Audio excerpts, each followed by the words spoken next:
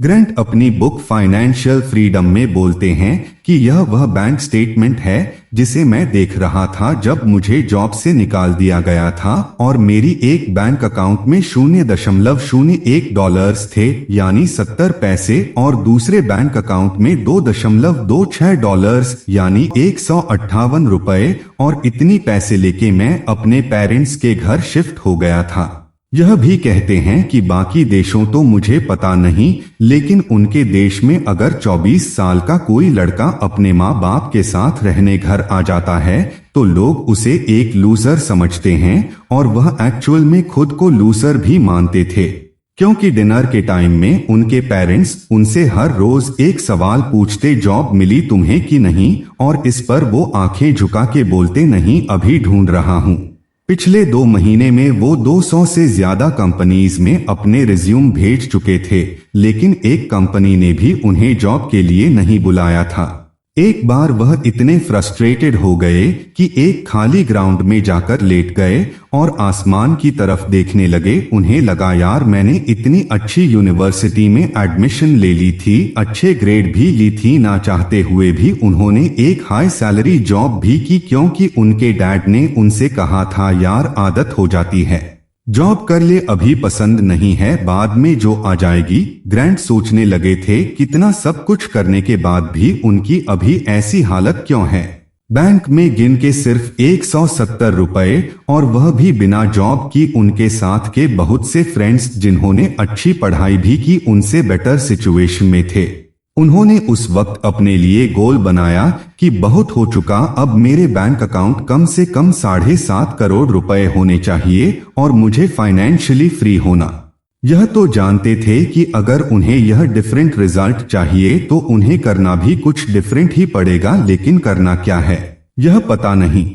उन्होंने अगले 5 साल तक बहुत मेहनत करी। उन्हें जो भी पर्सनल फाइनेंस बुक मिली उन्होंने पढ़ डाली। इस दौरान उन्होंने जॉब्स स्पीकिंग की 2 कंपनीज भी खोली और फाइनली 5 साल के बाद उनके पास 7.5 करोड़ रुपए से ज्यादा थी। 150 रुपए से 7.5 करोड़ तक वो कैसे पहुंचे और बाकी लोग फाइनेंस फ्री कैसे हो सकते हैं, इस पर उन्होंने एक बुक लिख डाली जिसका नाम है financial freedom, a proven path to all the money you will ever need. इसमें एक स्टेप दिया गया है जो उन्होंने किया है। तो आज की यह वीडियो इसी बुक पर है। उन्होंने इस जर्नी में नोटिस किया कि कोई भी इंसान फाइनेंशियली फ्री होने के लिए 7 स्टेजेस से गुजरता है और यह 7 स्टेजेस हैं।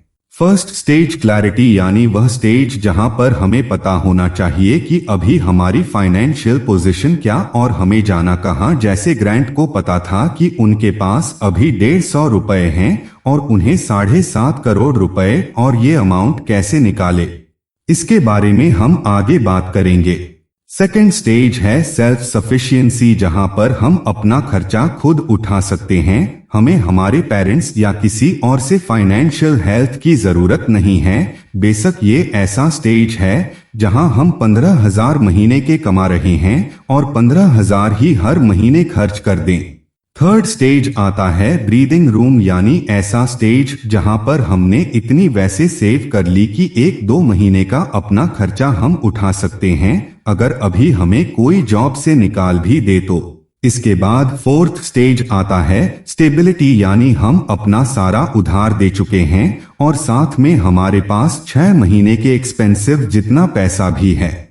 फिफ्थ स्टेज आता है फ्लेक्सिबिलिटी, यानी हमने अगले 2 साल की अपनी खर्चे जितना पैसा जमा कर लिया। सिक्स्थ स्टेज है फाइनेंशियल इंडिपेंडेंस, यानी वह स्टेज जहां ऑथर 5 साल में पहुंच गए। यह वह स्टेज है जहां पर हमें हमारी इन्वेस्टमेंट से ही इतना पैसा मिलता रहेगा, यह हमें नॉर्मल खर्चों के लिए भी काम ना करना पड़े। इस वक्त हम कोई भी काम इसलिए कर रहे हैं क्योंकि वो हमारी हॉबी है, ना कि हमारी मजबूरी। सेवेंथ स्टेज आता है अबंडेंट वेल्थ, यानी हमारे पास इतनी पैसे आ चुकी हैं जो हम जिंदगी भर भी इसे खर्च नहीं कर पाएंगे। अब बस अपनी लाइफ जीनी है, अपनी फैमिली को अपनी हॉबीज टाइम देना है। अब हम से बहुत से लोगों के मन में यह सवाल आ रहा होगा कि यह 7 स्टेजेस तो देख ली फाइनेंशियल फ्रीडम का, लेकिन हमें करना क्या पड़ेगा फाइनेंशियली फील होने के लिए, और यही तो इंटरेस्टिंग पार्ट है। इसके लिए हम आपको कुछ ऑसम थिंकिंग मॉडल्स देंगे जिन्हें हम यूज कर सकते हैं। Thinking model number 1, time is more valuable then money. अच्छा, एक बात बताओ, अगर एक 90 साल का कोई बुजुर्ग आदमी आपको बोले कि बेटा यह लो 100 करोड़ रुपए और तुम मुझे अपनी जुबानी दे दो, यानी आप 90 साल के हो जाओगे, और वो बुजुर्ग आपकी एज का, तो क्या आप उनसे 100 करोड़ की डील कर लोगे? यू आर राइट, आपने ठीक बोला, नहीं लोगे। क्यों? क्योंकि इस पैसे का हम इस एज में करेंगे क्या, और क्या पता अगले साल ही हम भगवान को प्यारे हो जाएं। और यही थिंकिंग मॉडल हर एक अमीर आदमी का होता है कि वो टाइम की टर्म्स में लाइफ के डिसीजंस लेता है, ना कि पैसे टर्म्स में। आप बोलोगे कैसे? तो आइए कुछ सिचुएशंस एनालाइज करते हैं। क्रेड के फाउंडर कुणाल शाह बोलते हैं कि अगर आपको आपकी पर आर की इनकम पता चल जाए कि आप हर घंटे 5,000 रुपए कमा रहे हैं, तो क्या आप अभी भी 30 मिनट अपने इंटरनेट में वेस्ट करोगे ताकि आपको 200 रुपए का डिस्काउंट मिल जाए किसी फ्लाइट पर? In India, if you ask anybody what's your income per hour, they have no clue. Example, if you find out that your salary per hour is 5,000 rupees, does it make sense to spend 30 minutes to look for a 200 rupees discount for a flight ticket?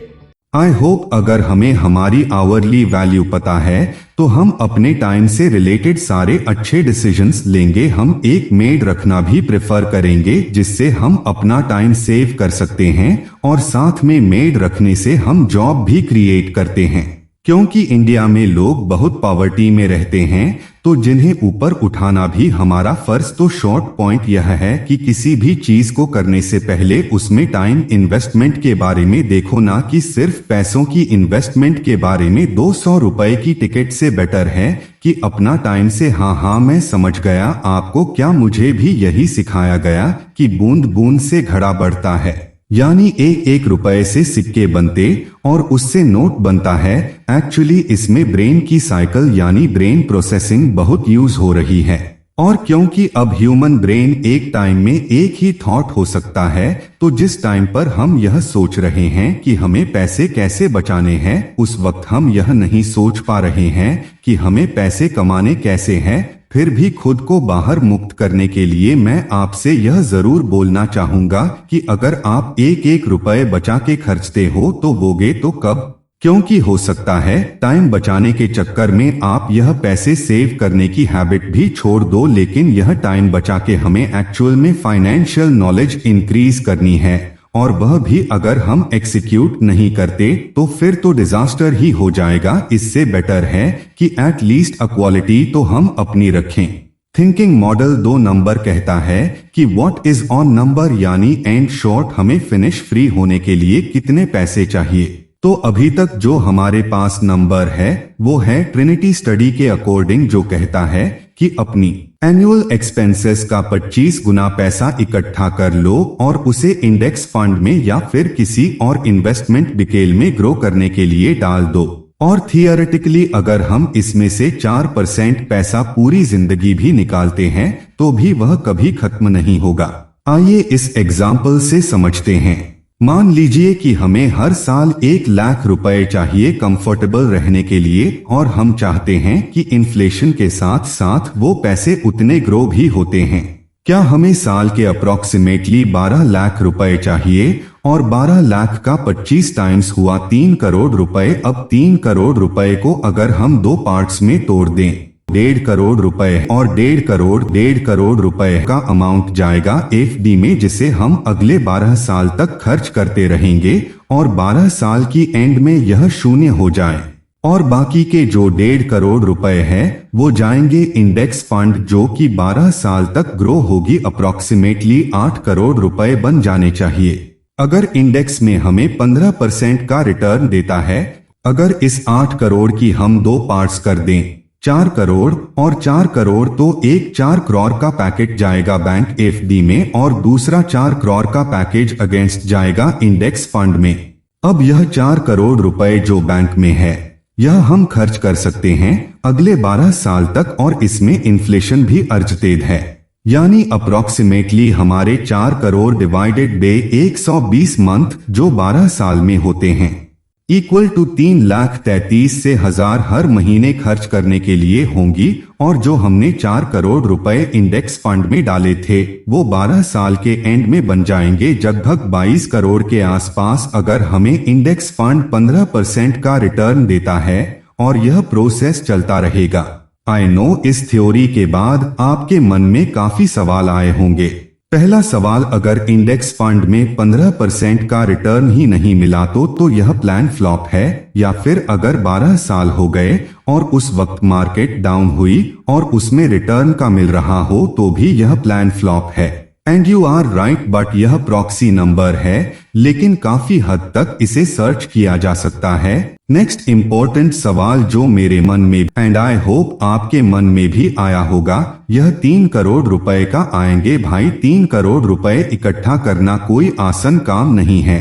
And you are again right. और आगे के 3 thinking model इसी amount को इकट्ठा करने के बारे में है। नेक्स्ट थिंकिंग मॉडल क्या है कि compound can make you win earlier. यह पॉइंट कहता है कि फाइनेंशियली होने के लिए अमाउंट अगर इकट्ठा जल्दी करना चाहते हो तो पैसे सेव करो और इसे कंपाउंड करने के लिए इन्वेस्ट कर दो, क्योंकि हर 1,000 रुपए का नोट जो आज शेप का लेंगे वह 10-20 साल के बाद वो में हफ्तों पहले फाइनेंशियली फ्री कर देगा। आई नो आप हम हमेशा बहुत ही लोग बोलेंगे यार पहले पॉइंट में तो हमने डिस्कस किया था कि टाइम को ज्यादा वैल्यू दो, कूपन कोड वगैरह ढूंढने के लिए टाइम मत वेस्ट करो। अब आप कुछ और ही बोल रहे हो। तो ऑथर के अकॉर्डिंग हमें हर चीज में पैसे सेव करने की जरूरत नहीं, लेकिन 3 ऐसी चीजें जहां एक एवरेज इंसान सबसे ज्यादा पैसे खर्च करता वहां पर पैसे बचाने से हमें बहुत फायदा मिलेगा। और यह 3 चीजें हैं। फर्स्ट घर, सेकंड गाड़ी, तीसरा खाना यानी फूड। अगर हम कुछ सालों के लिए सिंपल घर में रह या फिर रेंट पर रहने या फिर अगर उतना ही स्टैंडर्ड मेंटेन करना है तो थोड़ी रिमोट एरिया में जी ले तो बहुत बड़ा अमाउंट हम सेव सकते। उसी तरीके से अगर हम एक एक्चुअल गाड़ी जो रिक्वायर्ड है। थर्ड है खाना, अगर हम बहुत ज्यादा हॉट या कहीं बाहर खाने में पैसे खर्च करते हैं तो अगर हम उसे मिनिमाइज कर लें और घर में ही खाना खाएं और उस पैसे को इन्वेस्ट करें तो भी हम बहुत ही जल्दी पैसे निर्देश कर सकते हो। इसके अलावा मैं जो ऐड करना चाहूंगा वह है इंडियन मैरिजेस। शादियों में भी हम बहुत पैसे खर्च करते हैं जो हमारी पॉकेट अलाउ नहीं कर। इस पर मैं ज्यादा कमेंट नहीं करूंगा क्योंकि हमारी इमोशंस से जुड़े बट समझदार लोगों के लिए इशारा ही काफी। नेक्स्ट तरीका जिसे हम फाइनेंशियली फ्रीडम का अमाउंट जल्दी इकट्ठा ले सकते हैं वह है thinking model number 4, make money with side business. Author financially free होने के लिए रियल एस्टेट में भी पैसा इन्वेस्ट किए थे। रियल एस्टेट में 2 तरीके हैं पैसे कमाने के। पहला है फ्लिप यानी सस्ते में कोई प्रॉपर्टी लो, थोड़ी उसकी मरम्मत करवाओ और महंगे में उसे बेच दो। दूसरा है रेंट इनकम यानी लोन में घर लो और रेंट इनकम से उसकी पेमेंट चुका हो और जब पूरी पेमेंट खत्म हो जाएगी तो घर भी हमारा और इसके बाद से आने वाली रेंट इनकम हमारी। तो इन दोनों मॉडल्स के ऊपर 2 इमेज बुक पर लिखे जा चुकी है जिन्हें हम पढ़ सकते हैं।